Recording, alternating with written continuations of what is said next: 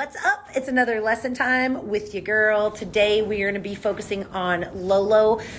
We are getting ready for a standard pattern match race, which is nerve-wracking and exciting all at the same time. So I wanted to bring you a training session where we're using a finished horse that doesn't have any issues. So what we're wanting is just her to quicken her feet a little bit while not having any problems. So I'm going to be riding her, which is typically what I ride everything in the barn. This is a square mouthpiece O-ring. Of course, I've got my little, what I call a bow chain. So this is just so your bit can't go up or go through their mouth. And I'm going to be riding her with the focus on really quickening her feet, but at the same time giving me just an inch more room at the third barrel. So I'm going to show you what that looks like. The changes are going to be so small and incremental that you're going to barely be able to see it. But those of you guys that work a really finished horse are going to understand and appreciate this tuning session. So I'm looking for her to kind of lift through the ribs, but at the same time keep her body moving forward. Let's go. All right, let's get into it. So this is literally, she's had 20 minutes on the walker, and here I am just walking her through. Now, one thing that you guys need to know about Lolo is she moves really, really strange at the trot and the lope. She always has. It's not a soreness thing. It is just, this girl moves funny. She just moves really weird. So she'll see her trotting in front and loping behind and vice versa. It's who she is. It has never affected her training. She's never come off the tracks. She's just always ended up being amazing. But you'll see here how she's trying to go faster with her hind end than she is with her front end. A lot of times with horses that are a little bit awkward, this can end up being an asset because they push a little bit harder. So you guys see her moving a little funny. She looks great here. I think the walker has helped a lot with how she tracks her body. So she actually looks a little better. I was preparing you guys for worse.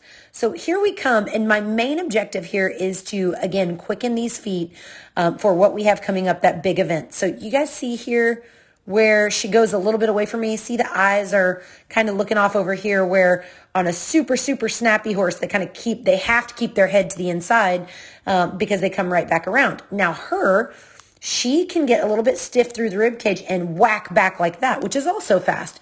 So I'm trying to kind of let her be her natural self, but at the same time, bring those shoulders around. I want you guys to see that again because it's just so pretty. My thought process is go toward the third and then go across. This is something that John taught us right when he got here, is this formation when we're working our horses. So here we go. I'm going to ask, and I'm always practicing two-handed because I'm finding that as I ride quieter, I am able to do more steering, which is really, really amazing. And I think I'll be a lot handier of a jockey. Now here, she's really facing in really pretty, but I found that she's been a little slow here. And today, during this session, she just said, let me come around for you, Mom. Let me go ahead. Now she's been really stepping out to the third barrel. So I kind of overworked her a little bit. There's that trot lope thing that she does. And here I just gave her a tug and said, why are you getting so strong right there? Because she's been stepping out just a little bit. Now remember, I am totally okay with them stepping out as long as they're doing it to push off as strong as they can, not to just be naughty. So here I'm just very strongly bumping her once or twice and then asking her to come back. And it is really, really easy to get them super, super tuned. She always gives us this little prancy moment. So today she's being extra calm for her. And I'm just going to kind of breeze her through here and just see if those feet got a little quicker. Again, over finishing the first and just right there and just over finishing that second. I'm going to ask her for a little bit of nose here. Do you see that? And just because we hit it doesn't mean anything. I really loved her follow through with her shoulder. And I think it's fantastic. So here I'm asking her to stay out, and then I'm quickening her feet around, just around. Now I always tell you guys, never smooch to them around the barrel. But for this particular horse, see, she's swatting her tail, getting a little mad. So we're going to back off a little bit. That's where I'm going to probably quit on her. Let's go back. This is how I finished the session. And again, I never tell you guys to smooch, but here I did. And the reason is because it's the only sticky spot I found, and I quit right there. So while she's mad at me, I stay out. Now I drop to my saddle horn and smooch. Finishing up on pulling her toward the third, and then I'm going to let her go ahead and stop. She's mad at me. We're going to pet her. We're going to step off. Okay, you might ask, why would I quit right there and not double check my work? Like make a little run through and kind of see how it feels and make sure that everything feels right. Why did I stop right there? I feel like we waste a lot of really good runs in the practice pin, and I feel like it gives us a false sense of hope that we are aware that we can't replicate, and that's where our nervousness comes from.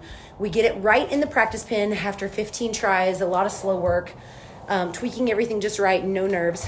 We make a run to check our work, and then we get nervous. So you have to ask yourself, if I did the most to prepare, why am I still getting nervous? And I think it's because you know that the conditions had to be just right for you to feel that way in the practice pin to get that run.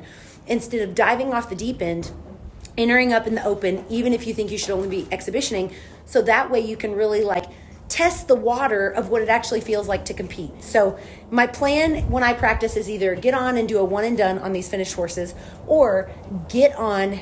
So what I think we all need to do is practice where we're actually going to be competing. So if I'm going to be competing and not have any chance to get in there 15 times and get my nerves set just right, where everything's just perfect and the right people are there and the ground's just right and all the things are right, when I know that that's not going to happen, then I prepare myself for what a one and done here feels like, knowing that my one and done here is going to be 25 times better than my one and done away from home, because I have to allow for nerves, change of scenery, change of nervousness, change of pace, all of these different changes. So when you can get really good at just one and dones and doing what you need to do on these amazing animals, and then she wants Annie, and then stopping before checking your work, you're going to make a lot more progress on your horses, I promise. I hope you enjoyed this lesson. I will see you next time.